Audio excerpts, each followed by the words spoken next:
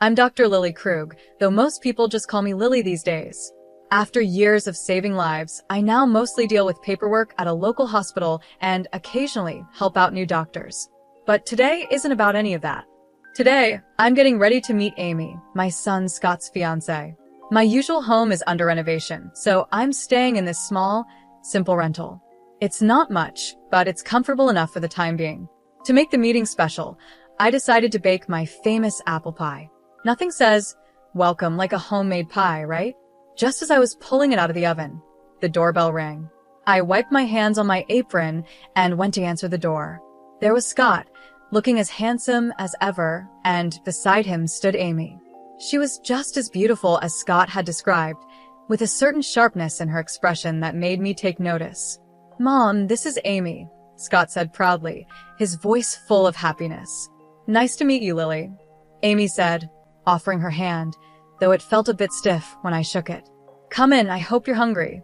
"The pie just came out of the oven," I said with a smile, stepping aside to let them enter. Amy walked in and immediately started looking around the living room and kitchen. I noticed the little frown on her face as she took in the third-hand furniture, the old kitchen cabinets, and the plain walls that could definitely use a fresh coat of paint. "It's cozy," she said at last, with a polite smile that didn't quite reach her eyes. "So, Lily, Scott tells me you work at the hospital. What do you do there?" she asked. "Oh, just some administrative work now," I answered, not wanting to boast about my long career. Scott glanced at me in surprise. "Mom, why don't you tell her about," he started, but I quickly cut him off with a wink as I began slicing the pie. "Never mind that. Let's have some pie. You'll love it, Amy. It's my special recipe," I said, steering the conversation away from my job. As we sat down to eat, Amy seemed more focused on asking questions than enjoying the pie. "So, how did you manage to send Scott to private schools? That must have been tough on just a hospital admin salary," she asked, her tone a bit too forward for my liking. The question took me by surprise. It felt a little too personal, and it annoyed me. I kept my voice steady. "Well, I had some help from my parents. They left me a small inheritance," I replied, hoping to keep things polite. I could tell she was judging me, trying to figure out how someone with a simple job could give their son such a fancy upbringing. Her questions felt more like an interrogation, each one coming with a sharpness, even though she tried to hide it under a polite tone. Scott, bless him, didn't seem to notice the tension. "Amy's been great with all the tech support at her job. You should see her in action, Mom," Scott said proudly. "That's impressive," I said, turning to Amy with genuine interest. "Technology really is the future, isn't it?"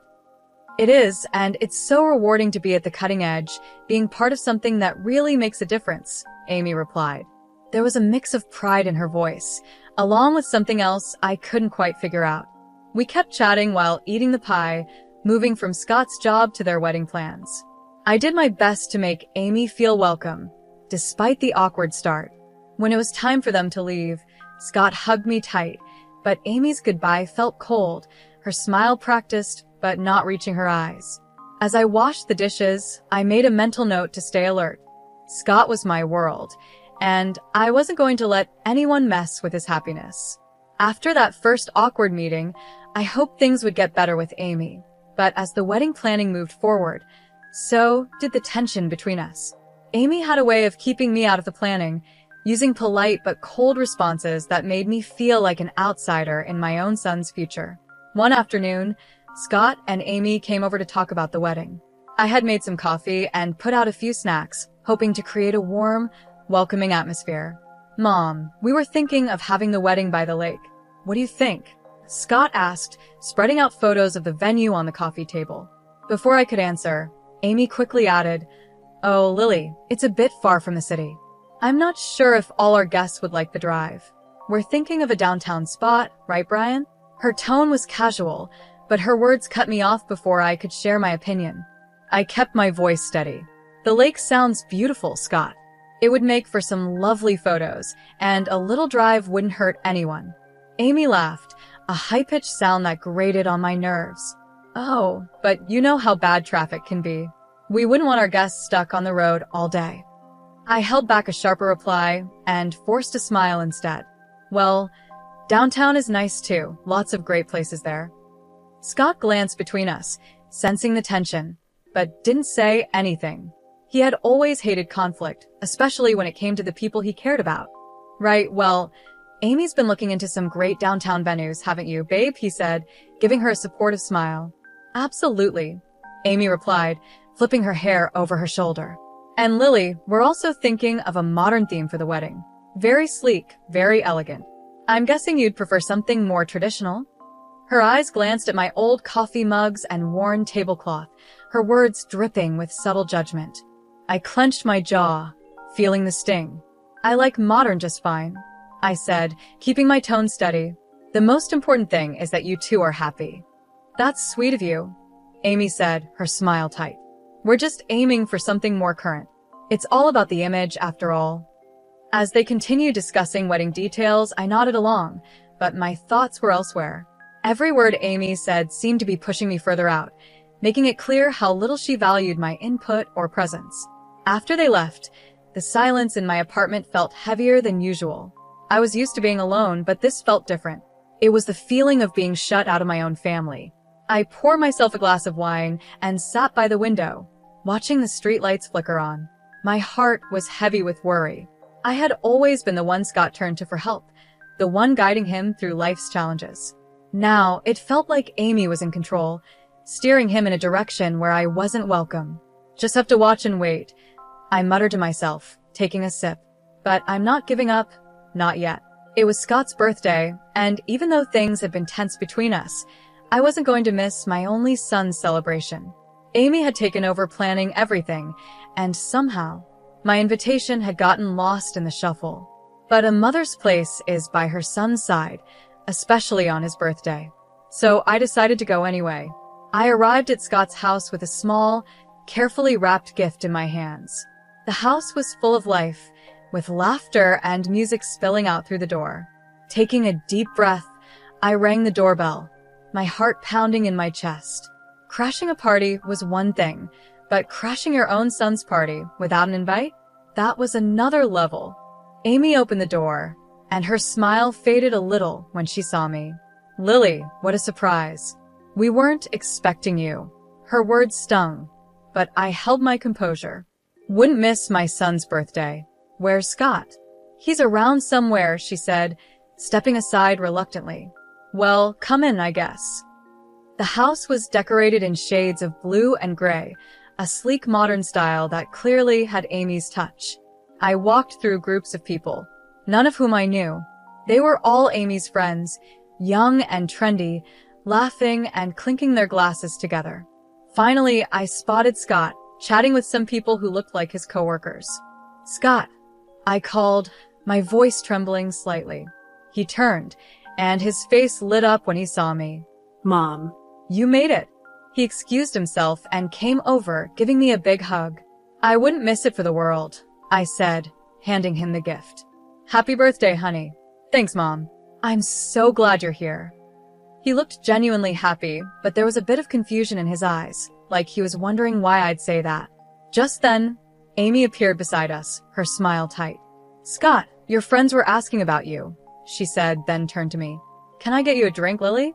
No thanks, I'm fine, I replied, feeling out of place as she maintained her polite but distant attitude. As the evening went on, I tried to mingle, but Amy's friends were a close-knit group. Every conversation felt strained, and Amy often stepped in to either pull Scott away or take over the conversation with stories of her job and their future plans. At one point, I overheard Amy talking to a friend. Her voice was just loud enough for me to catch. Yeah, it's a bit awkward that she showed up. I didn't think she'd come, considering the vibe. Her words felt like a slap. I wasn't just uninvited, I was unwanted. My presence was making her uncomfortable, maybe even embarrassing her in front of her friends. The realization hit hard, and I found myself retreating to a quiet corner, holding a drink I didn't even remember accepting. A little while later, Scott found me alone, his brow furrowed. Mom, are you okay? You seem a bit off. I forced a smile, not wanting to spoil his day with my feelings. Just a bit tired, that's all. It's been a long day. Do you want to stay longer, or would you like me to drive you home? His concern was real, but the last thing I wanted was to pull him away from his friends. "No, you stay. Enjoy your party. I'll catch a cab," I said, standing up. "I just wanted to see you and wish you a happy birthday in person." He hugged me again, looking a little worried. "Thanks for coming, Mom.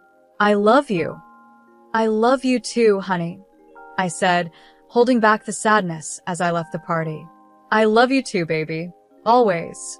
With that, I slipped out the door, the sound of laughter echoing behind me as it closed. The night air was cold, but it was a relief compared to the warmth of a party where I felt like an outsider. The next morning, just one day before Scott's wedding, I was in my kitchen, the soft hum of the refrigerator the only noise in the quiet room. Then, I heard a knock at the door. Expecting it to be a delivery, I wiped my hands on my apron and went to answer it. To my surprise, it was Amy, standing there alone, her face serious, which didn't seem like a good sign. "Amy, what brings you here this early?" I asked, keeping my voice polite. Without waiting for an invitation, she stepped inside, her eyes quickly scanning my modest rented apartment, her disapproval barely hidden. "Lily, I'll get straight to the point. I'm here to make things easier for everyone. I have a proposal for you," she said. "Oh," I replied, my curiosity piqued, though I could feel a chill running through me. She pulled an envelope from her sleek, oversized purse and held it out to me. "I'm offering you $3,000 to not come to the wedding tomorrow. We think it's for the best." I stared at her, not because I was shocked by the offer, but because she actually thought this was acceptable. "And why would you think I'd agree to that?" I asked. Her lips tightened into a frown. "Let's be real, Lily. Your presence doesn't really fit with the kind of event we're planning. You know, with all the important guests we're expecting." My hands clenched at my sides, but I knew I had to play this smart. "I'm sorry, I think I didn't hear you correctly," I said, tapping my ear, pretending like I hadn't understood. "You want to pay me not to attend my own son's wedding?" "Why?" Amy sighed, clearly annoyed. "Because, Lily, you don't exactly fit the scene. The way you dress, well, everything about you, it's just not up to the standard we're setting. We have very influential people coming, and we can't have you there looking like that." She paused, waiting for me to show some kind of hurt or give in. But I didn't. I stood tall, my resolve growing stronger. "Go on, Amy. I'm listening," I said. "With this money," she continued, waving the envelope in front of me, "you could maybe fix up this place, or buy something nice for yourself later. You should be grateful I'm offering this." I almost laughed at her nerve. She thought this place was mine, and that I needed her charity to improve it. But I kept my face neutral, nodded, and took the envelope from her. "All right, Amy, if that's what you really want," I said calmly. Her relief was obvious as she gave me a tight smile. "Good. I'm glad you're being reasonable about this." After she left, I stood there, still holding the envelope, my thoughts racing. I gently closed the door behind her, my hands shaking with a mix of anger and adrenaline. I pulled out my phone and stopped the recording. Amy's cruel words were all there, clear and undeniable. I didn't waste any time and dialed Scott, my voice steady but urgent. "Scott, can you come over right now? It's important. We need to talk about something serious." "Sure, Mom, I'll be there as soon as I can. Is everything okay?" His voice was filled with concern, sensing that something was wrong. "Just come. We'll talk when you get here." When Scott arrived, he looked worried. He barely sat down before I said, "Listen to this," and played the recording of Amy's proposition. As he listened, the color drained from his face, and his expression turned to shock and hurt. "Mom, I'm so sorry you had to hear that. I can't believe she'd say those things," he stammered after the recording ended. "The wedding is tomorrow, Scott. What do you want to do?" I asked, my voice calm but firm, letting him know the decision was his to make. He ran his hands through his hair, clearly frustrated and confused. "I want to confront her, tell her it's over, and cancel the wedding. I can't marry someone who would do this." I held up my hand to stop him. "If you do that now, everyone will see you as the bad guy, and she'll play the victim. We can't let her control the story." Scott paused, thinking over what I said. So, what do? We need to let everyone see her true colors. Let them hear the Amy I heard on this recording, I said, my voice calm but full of determination. He nodded slowly, understanding. Okay, Mom. I won't say anything to her yet. After Scott left, I made several phone calls to old friends and former patients, people who knew me well and had been part of my life because of the surgeries I had performed over the years. We talked about old times, and though I didn't give too many details, I hinted that I might need their support soon. Sitting back on the couch, I felt a mix of anxiety and resolve. Tomorrow would be a big day, one way or another. I was ready to stand up for my family and show everyone who Amy really was. This wasn't just about stopping a wedding. It was about protecting my son from a life of manipulation and lies. The wedding day arrived, and with it came a swirl of nerves and a sense of duty. Today would change everything, no matter what happened. As the guests began to settle into the beautifully decorated hall, whispering excitedly about the upcoming ceremony, I knew the truth would soon come to light. I braced myself for what was about to be the hardest thing I'd ever done. The plan was simple but powerful. Just before Amy and her father were supposed to make their grand entrance, a video about Amy and Scott's relationship was set to play.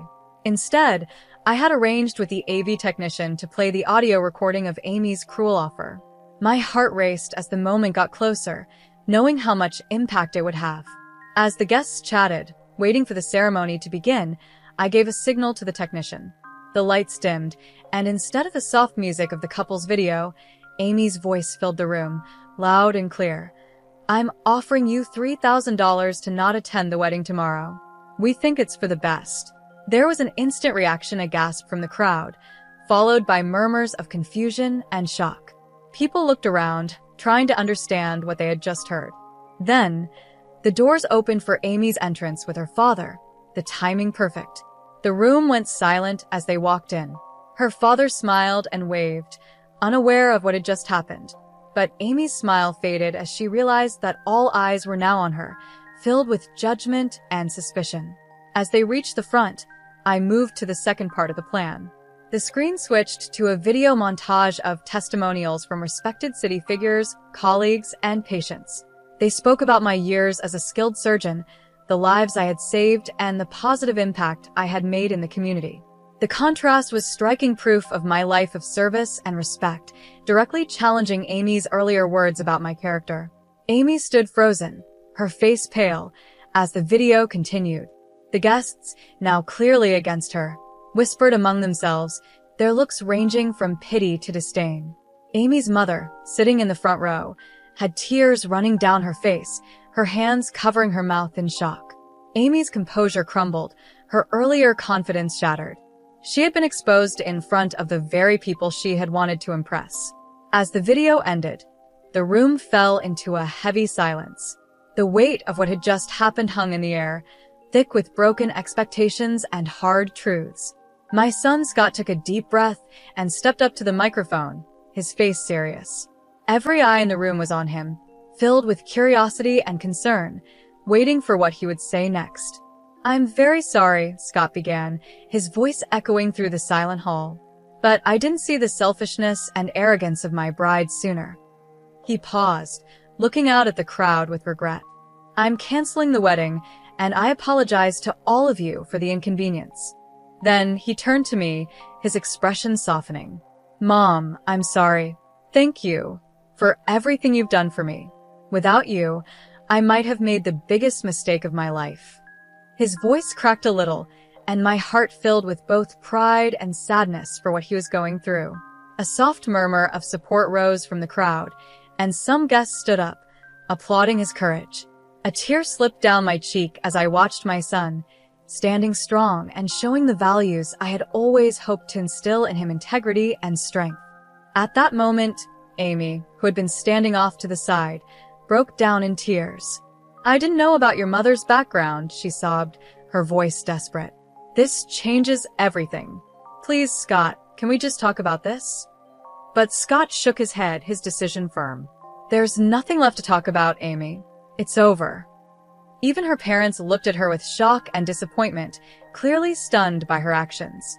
They, too, seemed caught in the uncomfortable position of seeing their daughter's mistakes laid bare in front of everyone. Frustrated and embarrassed, Amy's emotions boiled over.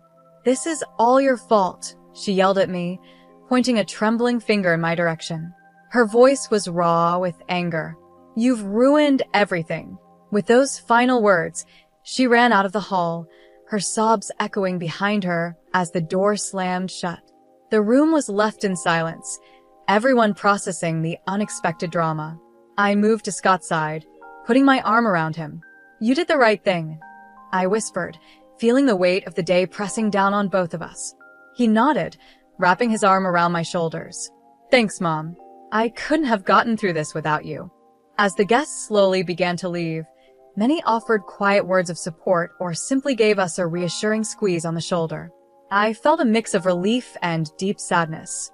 The day didn't go how any of us expected, but truth and honesty won in the end. Scott was hurt, but he was free from a future that could have been much worse. After everything settled down, I finished the renovation of my house. It's beautiful now, a place full of peace and light, just like this new chapter of my life.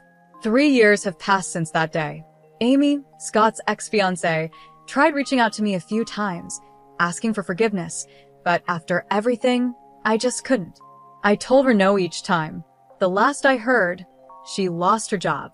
Her boss had been at the wedding and saw it all. She moved out of the city, and I don't know where she is now. In the meantime, life moved on in the best way possible. I retired from my hospital job, finally giving myself the break I deserved after so many years of work. Not long after, Scott met Janet. She's a wonderful person, kind and beautiful inside and out. They got married last spring, and it was the kind of wedding we had always dreamed of, full of love, laughter, and real happiness. Janet respects me deeply, and we've built a strong bond. It's such a joy to see Scott happy and in a relationship where they truly complement each other. Just the other day, during a quiet dinner at my house, Janet told me how much she appreciates our relationship. "Lily, I really admire how gracefully you've handled everything. I'm so grateful for how welcoming you've been," she said, her sincerity touching my heart. "I'm just thrilled to have you in the family, dear. You make my son happy, and that's all I could ever ask for." I replied, my voice thick with emotion. The kindness and love that now filled my home were a far cry from the silence it once held. It had truly become a home, ready for future gatherings and family celebrations. Feeling lighter and more adventurous than I had in years, I made a decision that even surprised me. I booked a trip around the world. It was something I'd always wanted to do, but kept putting off. Now, with everything falling into place, it seemed like the perfect time. When I told Scott and Janet, they were thrilled. "Mom, that's amazing. You've always talked about seeing the world," Scott said, his eyes lighting up. "And you've more than earned it," Janet added, giving me a hug. "We'll manage just fine here. Go make some amazing memories." So here I am, finalizing itineraries and packing my bags, ready to explore the places I've only read about or seen in pictures. It feels like I'm not just traveling to new countries, but also stepping into a new phase of life, one where I can simply enjoy and embrace the beauty of the world.